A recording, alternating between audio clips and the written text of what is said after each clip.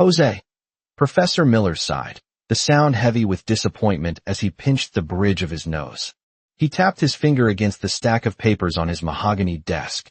I have to ask, are you trying to write a dissertation for a master's in computer science, or are you auditioning for a column in a gossip magazine? I sat across from him, clutching a half-eaten biscotti I'd snagged from the break room, and felt my smile curdle into a grimace. I was going for accessible narrative flow. I offered weakly. Accessible, Miller repeated, staring at me over the rim of his glasses. Jose, you described the algorithm's failure rate as heartbreakingly tragic. This is code, not Shakespeare. Look at the screen. He gestured to the projector behind him. I was hoping to showcase a breakthrough today. Instead, I'm looking at this. I shrank into my chair. I can fix it. Fix it. Son, if you don't pull a miracle out of thin air, we are looking at a delayed graduation warning. Miller leaned back, his leather chair creaking ominously. Why can't you be more like your roommate? Jack Sterling. Now, there's a student. His latest paper just got accepted into Nature. Nature, Jose. He's a prime alpha with a brain like a supercomputer. You live with him. Does none of that genius rub off by osmosis? I groaned internally. Jack Sterling. Of course. It always came back to Jack. Jack is very disciplined, I mumbled. He's exceptional, Miller corrected. Taller, stronger, smarter. Even his punctuality is terrifying. Go home, Jose. Rewrite this. And maybe ask Mr. Sterling for a pointer or two before you turn in another tragedy. Walking out of the academic building felt like a funeral march. The autumn air was crisp, but my face burned with shame. I needed a drink. I needed several. 2 hours later, I was slumped in a booth at the Rusty Anchor, staring at the bottom of a whiskey glass. My best friend, Liam, sat across from me, looking entirely too pleased with my misery. He's got pecs, I slurred, counting off on my fingers. He's got abs. He's got 2 papers in top-tier journals and 3 in review. And his eyes. Liam, have you seen the mole under his left eye? It's perfect. It's scientifically perfect.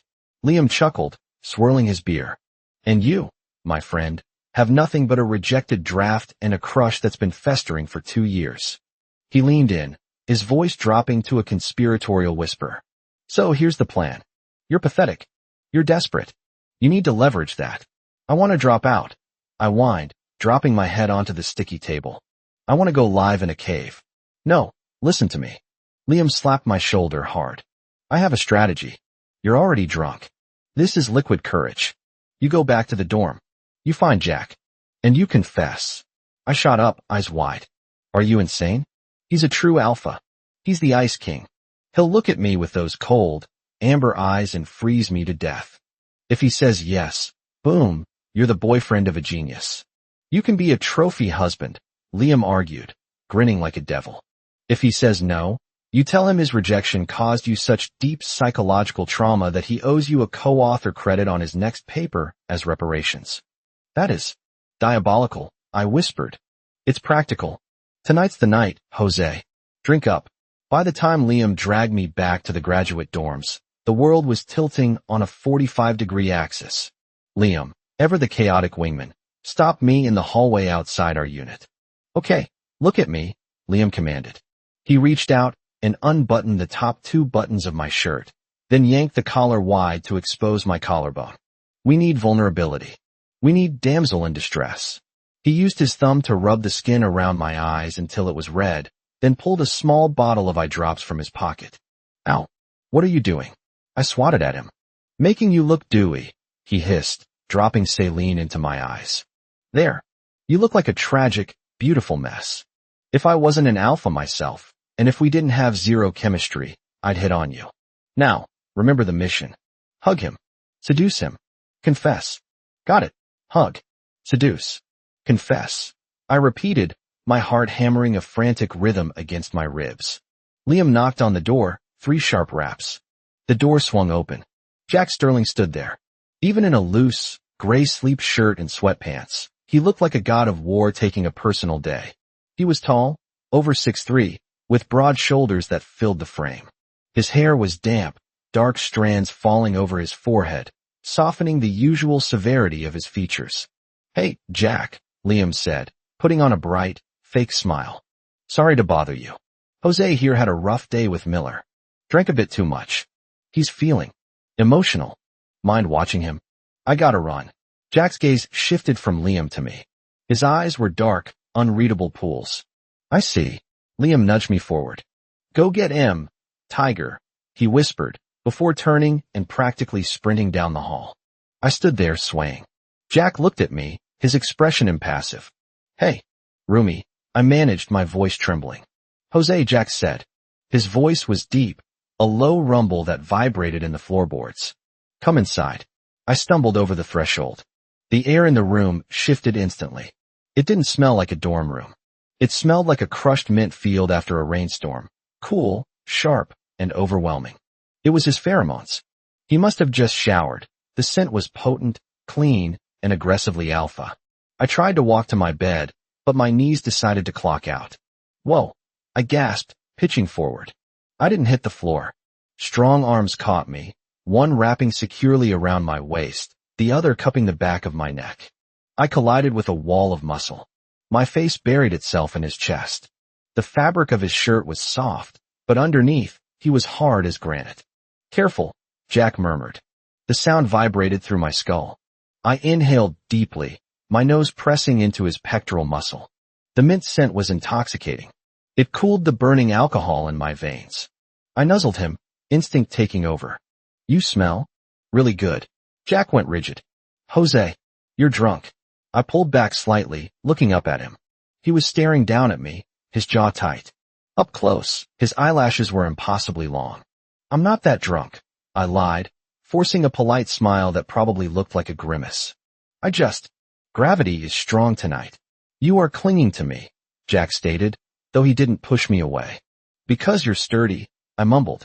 My hands wandered, testing the grip on his waist. And big. You're really big, Jack. Like, unnaturally big. He stiffened. I'm a standard size for my genotype.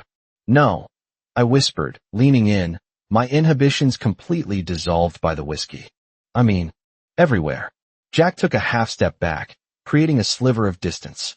You should sleep. But I remembered Liam's orders. Hug. Seduce. Confess. I surged forward, wrapping my arms around his waist again, locking my hands behind his back. I pressed my cheek against his heart. It was beating fast, much faster than his calm face suggested. Jack, I said, my voice muffled by his shirt. I have to tell you something. Before I chicken out.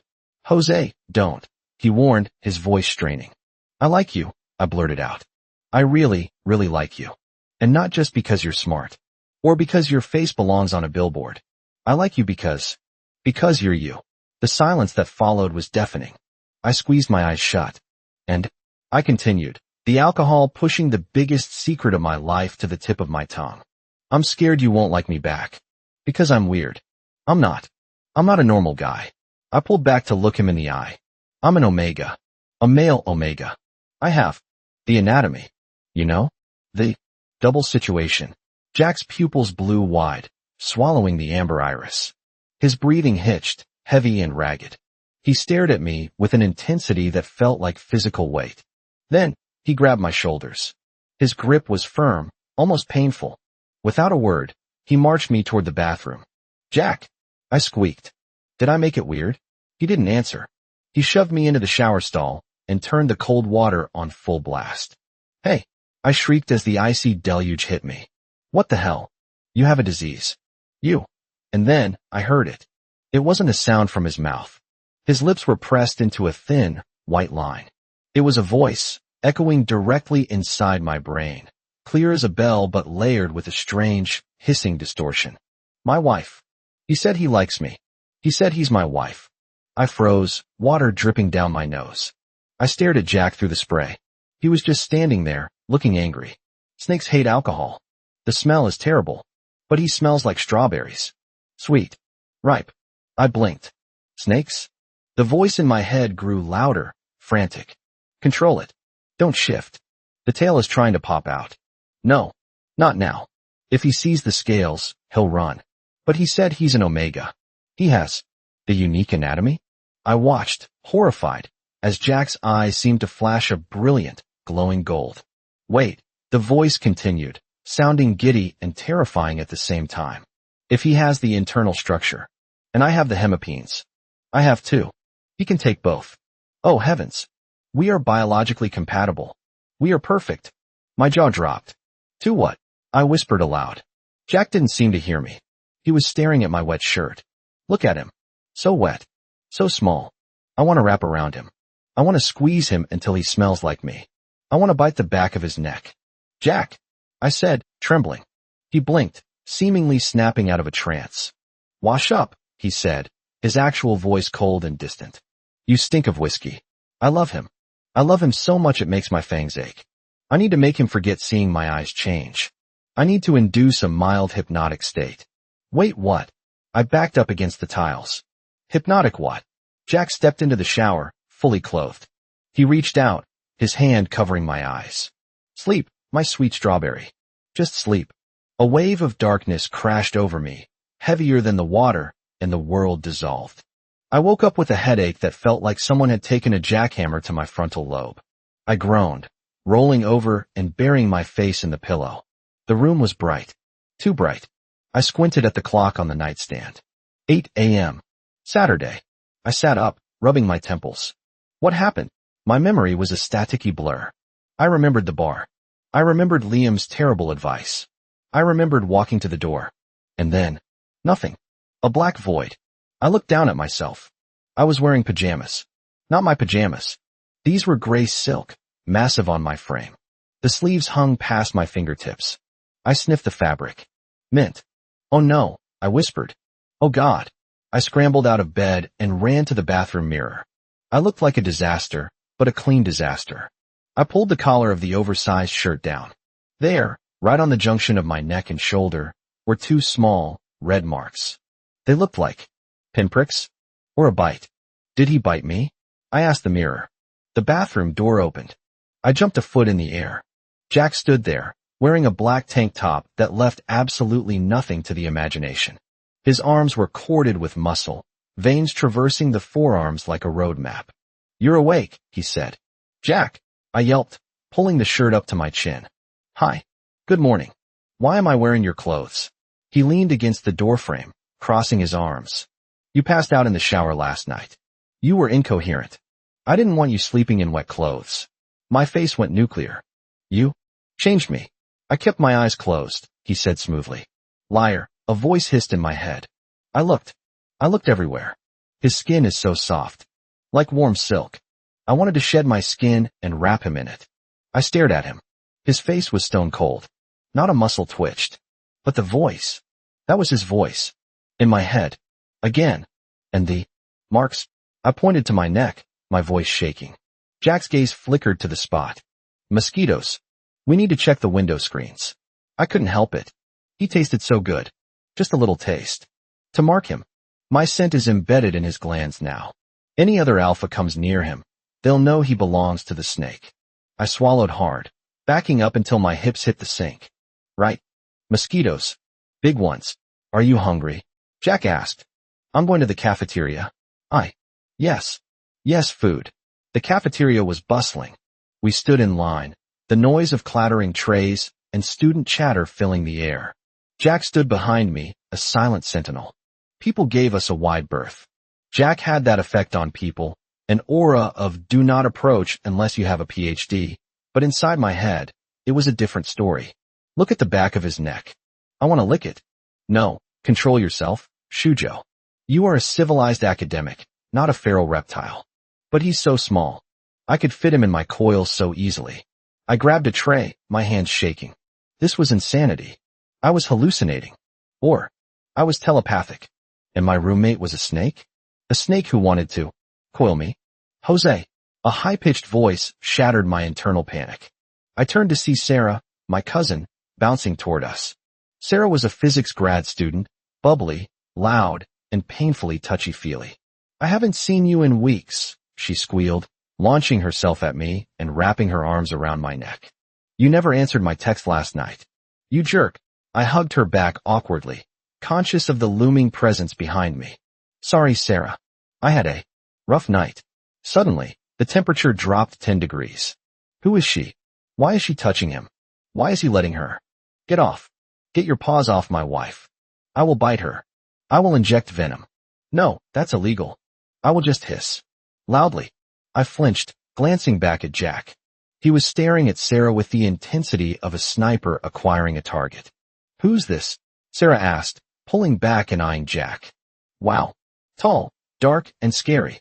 Is this the famous roommate? I'm Jack, he said. The word was a block of ice. She smells like cheap perfume. She's contaminating his scent. I need to rub against him to reapply my claim. I am going to wrap my tail around his leg and trip him so he falls into my arms. Nice to meet you, Sarah chirped, oblivious to the murder vibes. I'm Sarah. Jose and I go way back. We used to take baths together when we were babies. Jack's eye twitched. Baths. Naked? Together? Unacceptable. Rage. Hiss. Hiss. Hiss. The mental screaming was so loud I actually winced. Sarah, I interrupted quickly. It's not like that. She's my cousin. My first cousin. Jack's expression didn't change, but the mental screaming stopped abruptly. Cousin? Oh. Blood relative. Genetic overlap. Non-threat. Acceptable. Oh, Jack said aloud. Family. Yeah, Sarah laughed. Why? Did you think I was his girlfriend? Please. Jose is strictly into. She trailed off, realizing she was about to out me. I like men, I blurted out. I looked straight at Jack. I only like men. Big, scary, academic men. Sarah choked on a laugh. Okay, subtle. I'm gonna go get a bagel. Bye. She fled. I was left standing with Jack. He was staring at me, his amber eyes shimmering. He likes men. He likes scary men. I am scary. Does he like me? He said he liked me last night, but he was drunk. Does he mean it? Oh, my scales are fluttering. I feel like I'm going to shed. You like scary men? Jack asked, his voice low. Sometimes, I whispered, my heart thumping. If they're nice on the inside. I am nice. I am so nice. I will bring you dead mice. No, humans don't like mice. I will bring you published papers. Yes. I will give you my data. I had to bite my lip to keep from laughing. He was adorable. Terrifying, but adorable. I have errands to run this afternoon, Jack said abruptly, checking his watch. I won't be in the dorm. Oh, okay. What kind of errands? He hesitated. Just a part-time job. I have to go to the cafe. I need to shift. My skin is too tight. Being in human form around him is too stimulating. If I don't let the tail out soon, I'm going to transform right here in the salad bar. Cool, I said. See you later. As soon as he walked away, I pulled out my phone. I texted Liam, emergency. Meet me at the Exotic Pet Cafe on 4th Street. Don't ask. The Serpent's Den was a niche cafe tucked away in an alley. It smelled like coffee and sawdust. Glass terrariums lined the walls, and a few brave patrons were sipping lattes, while harmless corn snakes draped over their shoulders. I sat in a corner booth, wearing a hat and sunglasses, watching the door to the staff room. Why are we here? Liam hissed, sliding into the seat opposite me. I hate snakes. They don't have legs, Jose. It's unnatural. Shoo, I said. Jack is here. I think he works here. Doing what? Serving espresso to lizards. No, I whispered. I think he performs. Before Liam could ask what that meant, the staff door opened. A man walked out, the owner, a guy named Stan. Behind him slithered something massive. It was a white python. But not a normal python. It was huge, easily 15 feet long, with scales that shimmered like opals. Its eyes were a striking, familiar amber. The snake slithered into the main area. A collective gasp went up from the customers. Meet Snowflake, Stan announced. Our star attraction. He's very friendly. Liam recoiled. That is a monster. That is a dinosaur.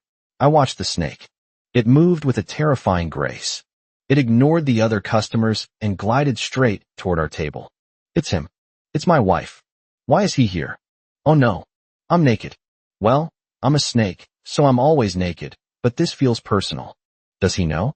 The snake raised its head until it was level with my face. It flicked its tongue out, tasting the air near my cheek. Don't move, Liam squeaked. It's tasting you to see if you're seasoned properly. He's not going to eat me, I said softly. I reached out a hand. The snake flinched, then slowly, hesitantly, pressed the top of its cold, smooth head into my palm. Soft. Warm. He's touching me. He's petting my scales. This is heaven.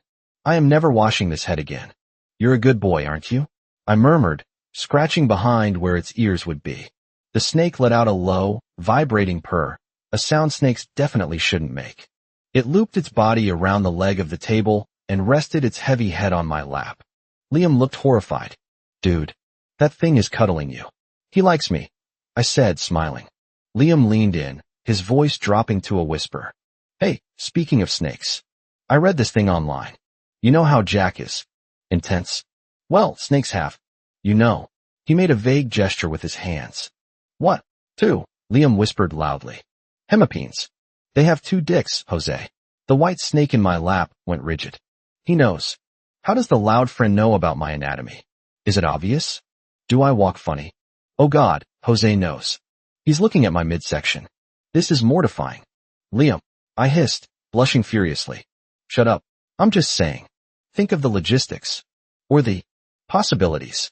The snake suddenly uncoiled from my lap, hissed at Liam, a sound like a punctured tire, and slithered rapidly back toward the staff room. Run away. Retreat. The shame is too great. You offended him, I accused Liam. I offended the reptile? Please. Let's go. This place gives me the creeps.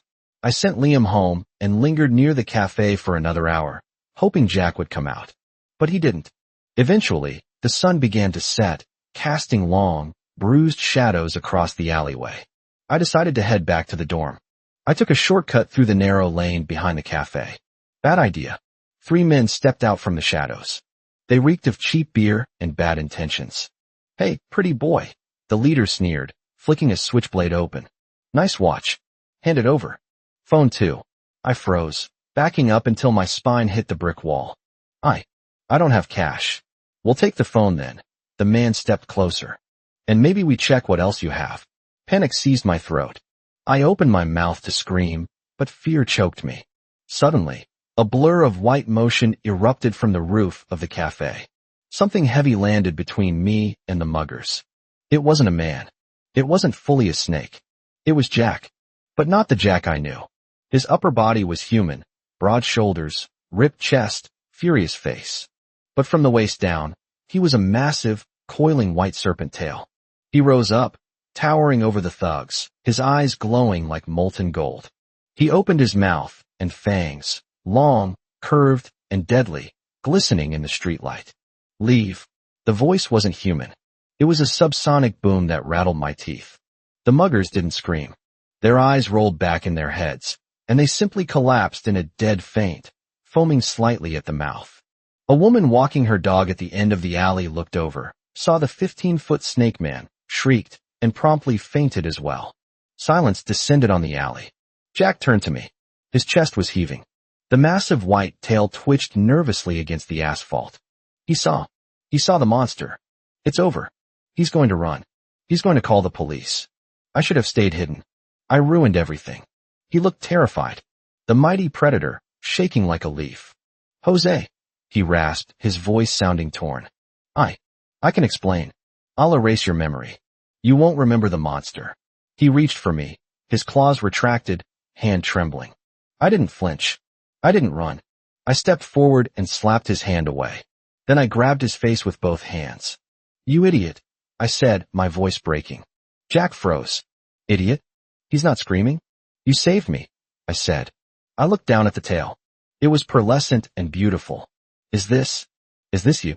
Yes, he whispered. I'm a shifter. A prime alpha snake shifter. I'm hideous. You're not hideous, I snapped.